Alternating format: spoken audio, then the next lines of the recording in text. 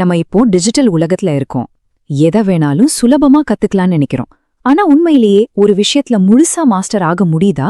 ஏன் தடுமாறுறோம்? இதுக்கான பதில் ரொம்ப வருஷத்துக்கு முன்னாடி ஒரு டைப்ரைட்டர் முன்னாடி எடுத்த ஒரு சத்தியத்துல ஒளிஞ்சிருக்குன்னு சொன்னா நம்புவீங்களா? ஆச்சரியமா இருக்குல்ல? இந்த அனுபவம் நம்ம எல்லாருக்குமே இருக்கும். யோசிச்சு பாருங்க, ஒரு முக்கியமான இமெயில் டைப் பண்ணிட்டு இருக்கீங்க. டக்குன்னு ஒரு தப்பு. உடனே அந்த பேக் ஸ்பேஸ் பட்டனை தட்ட ஆரம்பிச்சிடுவோம். ஒவ்வொரு தடவை அதை அழுத்தும் போதும் நம்மளோட கான்சென்ட்ரேஷன், நம்ம வேகம் எல்லாமே கொஞ்சம் கொஞ்சமா செதறுது இல்லையா? ஒரு சின்ன தப்பு கடைசியில பெரிய கவனச்சிதறலா மாறிடுது. ஆனா இதுக்கு ஒரு தீர்வு இருக்கு. அதுவும் ரொம்பவே ஆச்சரியமான ஒரு இடத்துல இருந்து வருது. டைப்ரைட்டர்ஸ் மட்டுமே இருந்த காலத்துல ரொம்ப சிம்பிளான ஆனா ரொம்பவே சக்தி வாய்ந்த ஒரு கொள்கையை ஃபாலோ பண்ணிருக்காங்க. அது சும்மா வேகமா டைப் பண்றதுக்கு மட்டும் இல்ல, எந்த ஒரு திறமையிலையும் நீங்க முழுசா மாஸ்டர் ஆகுறதுக்கான ஒரு வழிகாட்டி அது. முதல்ல நாம இந்த கொள்கையோட ஆன்மாவை பத்தி பார்க்கலாம். இத வெறும் ரூல்ஸ்னு மட்டும் பார்க்காதீங்க. இது ஒவ்வொரு டைப்பிஸ்டும் தனக்குத்தானே எடுத்துக்கிற ஒரு பர்சனல் கமிட்மெண்ட், ஒரு உறுதிமொழி. இந்த மைண்ட் செட்ல இருந்து தான் எல்லாமே ஆரம்பிக்குது. என் உறுதிமொழி. பாருங்க, இந்த 2 வார்த்தையில தான் எல்லாமே அடங்கியிருக்கு. ஒரு வேலைய ஆரம்பிக்கிறதுக்கு முன்னாடி நமக்கே நாம கொடுத்துக்கிற ஒரு ப்ராமிஸ். நான் இதுல முழுசா இறங்க போறேன் அப்படிங்கிற அந்த மனநிலை தான் உண்மையா ஒரு விஷயத்த கத்துக்கிறதுக்கான முதல் படி. சரி, அந்த உறுதிமொழியோட முதல் படியே நம்ம உடம்புல இருந்து தான் ஆரம்பிக்குது. எந்த ஒரு ஸ்கில்ல நீங்க மாஸ்டர் ஆகணும்னாலும் முதல்ல நம்ம உடம்பு சரியான ஸ்டேபிளான ஒரு அடித்தளத்தை உருவாக்கணும். அதாவது மனசு ஒருமுகப்படணும்னா முதல்ல உடம்புல ஒரு டிசிப்ளின் வேணும். இந்த உறுதிமொழியில முதல் 2 ரூல்ஸ் என்னன்னா, 1 டைப் பண்றதுக்கு முன்னாடி நிமிர்ந்து நேரா உட்காரணும்.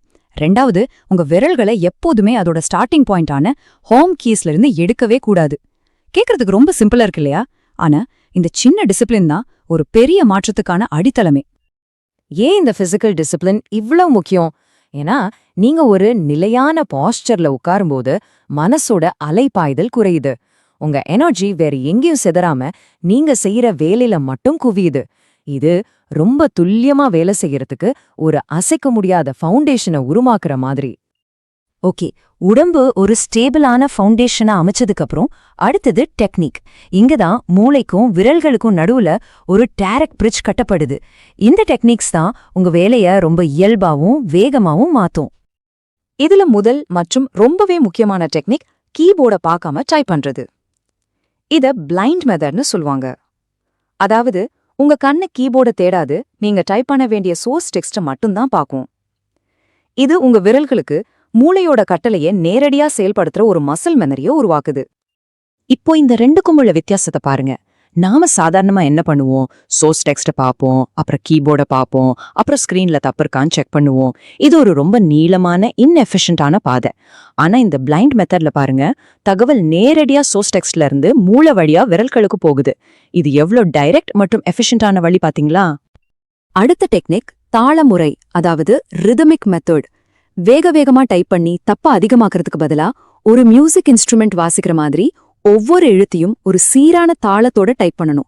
இந்த ரிதம் உங்க வேகத்தை கண்ட்ரோல் பண்ணி தவறுகளை குறைச்சு ஒரு ஸ்மூத்தான கண்டினியூவஸ் ஃப்ளோவை உருவாக்குது.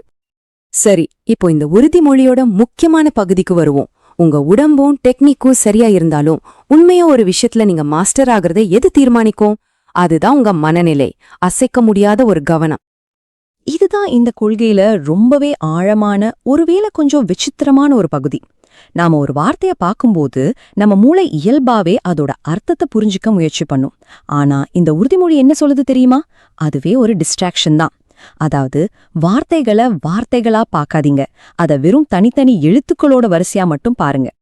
உதாரணத்துக்கு எஜுகேஷனல் அப்படிங்கிற வார்த்தைய டைப் பண்ணும்போது அதை ஒரு முழு வார்த்தையா நினைக்காம இ அப்புறம் டி அப்புறம் யூன்னு ஒவ்வொரு எழுத்தா மட்டும் மனசுல நிறுத்திக்கணும். இது மூளையோட வாசிக்கிற பழக்கத்தை ஓவர்ரைட் பண்ணி முழு கவனத்தையும் டைப் பண்ற அந்த செயல் மேல மட்டும் குவிக்க உதவுது. பாருங்க, அந்த காலத்திலேயே கவனச்சிதறல்களோட ஆபத்தை இந்த கொள்கை எவ்வளவு சரியா புரிஞ்சு வச்சிருக்கு. பிராக்டிஸ் பண்ணும்போது பக்கத்துல இருக்கிற மாணவர்கள் கிட்ட பேசவோ இல்ல வேற எந்த வேலையில ஈடுபடவோ கூடாதுன்னு இது ரொம்ப தெளிவா சொல்லுது. இன்னைக்கு நம்ம பாஷையில சொன்னா மொபைல் போன் யூஸ் பண்ணாதீங்கன்னு சொல்றதுக்கு சமம் இது. அதாவது முழுமையான கான்சென்ட்ரேஷனுக்கு ஒரு அசைக்க முடியாத கமிட்மெண்ட். சரி, ஒரு பழைய டைப்ரைட்டருக்கான இந்த ரூல்ஸ் எல்லாம் இன்னைக்கு ஸ்மார்ட் போன், சோஷியல் மீடியான்னு இருக்கிற நம்ம டிஜிட்டல் உலகத்துக்கு எப்படி பொருந்தும்? இதோட பாடங்கள் வெறும் டைப்பிங்கை தாண்டி நம்மளோட மாடர்ன் வாழ்க்கை முறைக்கே ஒரு வழிகாட்டியா இருக்கு. இந்த டைப்பிஸ்டோட உறுதிமொழியிலிருந்து நாம கத்துக்க வேண்டிய மிக முக்கியமான பாடம் இதுதாங்க.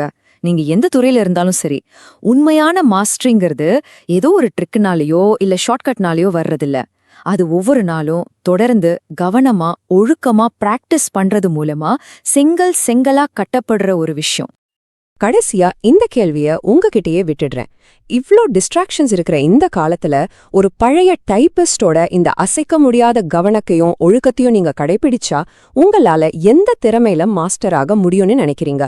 உங்க வாழ்க்கையில எதை சாதிக்க முடியும்? யோசிச்சு பாருங்க. பதில் உங்க கையில தான் இருக்கு.